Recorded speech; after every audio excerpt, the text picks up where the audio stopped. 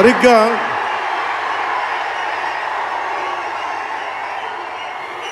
ఒక 2 సంవత్సరాల క్రితం భీమ్లా నాయక్ రిలీజ్ అయినప్పుడు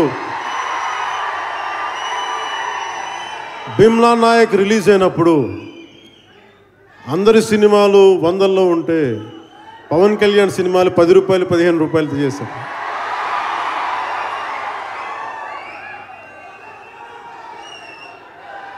నేను ఒకటే చెప్పాను ఆ రోజున, మనల్ని ఎవడు రాపేది.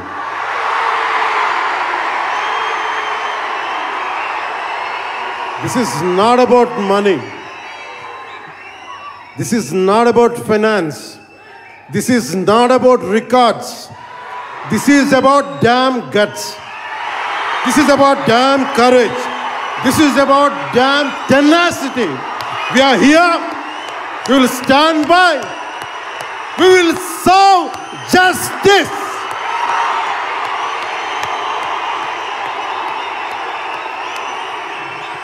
పవన్ కళ్యాణ్ ఎప్పుడు రికార్డుల కోసం ప్రయత్నం చేయాల. Reluctant actor. మా బ్రహ్మానందం గారు చెప్పినట్టుగా నేనేం కోరుకోలే, నేను ఒక యాక్టర్ అవ్వాలని కోరుకోలే, సగటు మనిషిగా బతుకుదామన్న ఒక్క ఆలోచన తప్ప నాలో ఏం లేదు. అలాంటిది నేను పొద్దున ప్రెస్ మీట్లో రత్నం గారి గురించి మాట్లాడాను. ఇప్పుడు మీకోసమే మాట్లాడతాను, నా అభిమానుల కోసం. ఈరోజు నేను ఇక్కడ నిల్చున్నాను, పడి లేచాను, పడుతూనే ఉన్నాను, లేస్తూనే ఉన్నాను. దానికి కారణం ఒకరే, మీరే.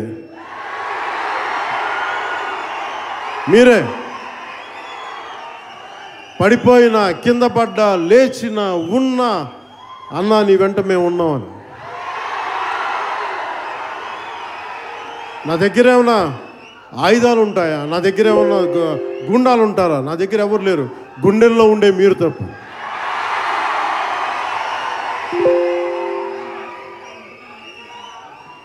దాదాపు నేను 96లో నా మొదటి సినిమా అక్కడమ్మాయి అబ్బాయి. ఇది 2025 అంటే ఆల్మోస్ట్ 29 to 30 years. అంటే దాదాపు 29-30 సంవత్సరాలు నేను చిత్ర పరిశ్రమకు వచ్చి. ఎలా ఉంది అంటే నాకే తెలియదు, అలా కాలం అట్లా అయిపోయింది. కానీ కొంత వయసు పెరిగిందేమో కానీ గుండెల్లో చావు ఇంకా చావాలి, బతికాం. ఇక్కడే సభలో గబ్బర్ సింగ్ సినిమాకి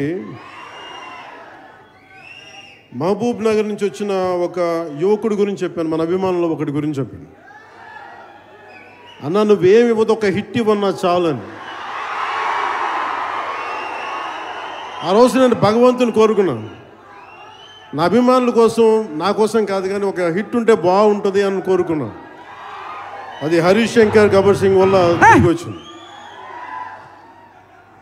కానీ ఈ సినిమా చాలా డిఫికల్ట్ టైమ్స్లో చేశాను. ఇది సినిమాల మీద టెక్నీషియన్గా నేను ఉండి ఒక నిమిషం సినిమాలు కష్టంగా ఉండి, ఒక సినిమా చేయటం ఎంత కష్టమో, సినిమా చేయటం చాలా చాలా కష్టం.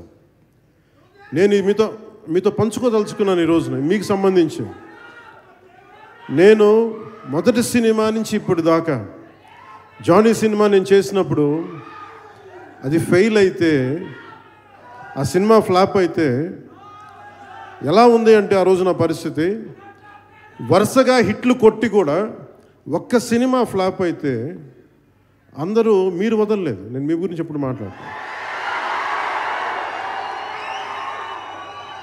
అంటే ధనం మూలం మిదం జగత్ అంటాం. అంటే అన్ని బంధాలు, కార్ల్ మార్క్స్ చెప్పిన అన్ని బంధాలు ఆర్థిక బంధాలని సినిమా పరిశ్రమలో మరింత బలంగా తెలుస్తాయి. నా రెమ్యునరేషన్ ఇచ్చేసాను అని నా దగ్గర అంతమించి డబ్బులు లేవు. కానీ ఆ రోజు నుంచి ఈ రోజు దాకా ఒకటైతే మార్పు జరిగింది. నేను చిత్ర పరిశ్రమ హిట్స్ ఫ్లాప్స్ ఇవన్నీ వదిలేసి నేను ఒకటే నమ్మాను, నా అభిమానులు నాకున్నారు, నన్ను ప్రేమించేవాళ్ళు ఉన్నారు. డబ్బుకి ఎప్పుడు నేను ప్రాధాన్యత ఇవ్వను. నేను ఇచ్చింది బంధాలకు నేను ప్రాముఖ్యత ఇచ్చాను. మనిషి నుంచి మనిషి బంధం.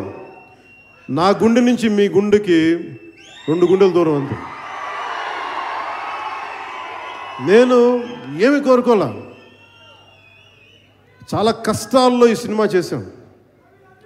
పేరుంది, ప్రధానమంత్రి గారి దగ్గర నుంచి అందరూ తెలుసు, కానీ దానివల్ల డబ్బులు రావు. మనకి డబ్బులు వచ్చే సినిమానే రావాలి. కానీ సినిమాని ఎలా చేస్తాం? మిమ్మల్ని రంజింపజేయాలి, మిమ్మల్ని ఆనందింపజేయాలి. మనకి ఖుషీ లాంటి సినిమా తీసిన ఏఎం రత్నం గారు ఎప్పుడో 2017లో ఎప్పుడో సినిమా వచ్చి మీరందరూ తిడతా ఉంటారు కదా నన్ను, ఎంతసేపు రీమేకులు చేస్తావు అని. కరెక్ట్, ఏం చేయమంటారు చెప్పండి? మనకెవరు పెద్ద పెద్ద దర్శకులు లేరు. మన కింద నుంచి వచ్చిన వాళ్ళం. మనకి ఒక్క నిమిషం,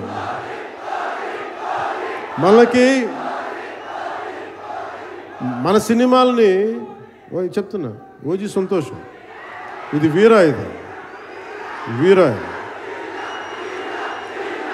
మీకు ఈ సినిమా గురించి చెప్తాను మీకు.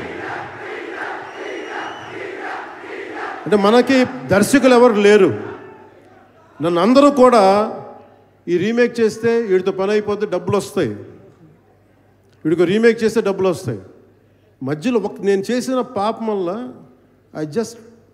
ఒక ఫ్లాప్ తీసాను అంతే. ఆ ఫ్లాప్ తర్వాత నా గ్రిప్ రాలే మళ్ళీ ఫిల్మ్ ఇండస్ట్రీలో. మళ్ళీ నాకు నిలబడింది ఒక త్రివిక్రమ్ శ్రీనివాస్ నిలబడ్డాడు నా కోసం. ఆయన ఎవరో కూడా తెలియదు నాకు. ఎవరన్నా సక్సెస్లో వెతుక్కొని వస్తారు, అపజయాల్లో వెతుక్కుని వాడే వచ్చినప్పుడు స్నేహితుడు. అలాంటి స్నేహితుడు నాకు భగవంతుడు త్రివిక్రమ్ శ్రీనివాస్ ద్వారా వచ్చాడు. అలాగే ఎందుకు రీమేక్స్ చేశాను మీకు ఉంటుంది కదా. నా పార్టీని ఎవడు నడుపుతాడు? కొత్త కథలు తీస్తే ఎప్పుడో వెళ్ళిపోద్ది. నా భార్యని కానీ నా పిల్లల్ని కానీ ఎవరు పోషిస్తారు? నేనే పోషించుకోవాలి, దానికి డబ్బులు కావాలి, పార్టీ నడపాలి. వీటన్నిటికీ రీమేక్ అనేది నాకు కొంచెం ఈజీ దారి అయింది. సొంత సినిమాలు కొత్త సినిమాలు చేయలేక కాదు, వేరే దారి లేక. నాకు దేశం పిచ్చి, సమాజ బాధ్యత పిచ్చి, సినిమా మీద ఉన్న కరెక్టే. నేనంటే మీకు పిచ్చి. అలాంటి నేను ఒక మంచి సినిమా రావాలని కోరుకుంటే అది ఏఎం రత్నం గారి ద్వారా వచ్చింది. కోరుకున్నాడు ఆయన, నీతోటి ఒక బలమైన సినిమా తీయాలని.